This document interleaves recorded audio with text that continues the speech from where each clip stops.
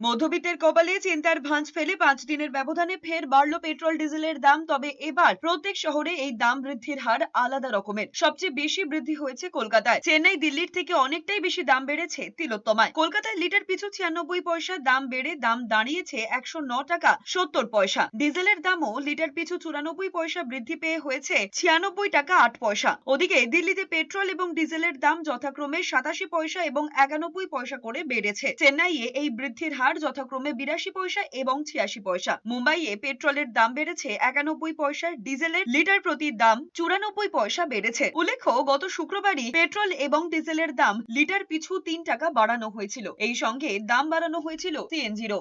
মুখে বলে দিয়েছে ভোট তো পেয়ে গেছে, তো করছে তুই কমে যাবে তো বাড়ছে কি করে? তাহলে ভুল তো আমরাই করেছি, সব জনতাই ভুল করেছে।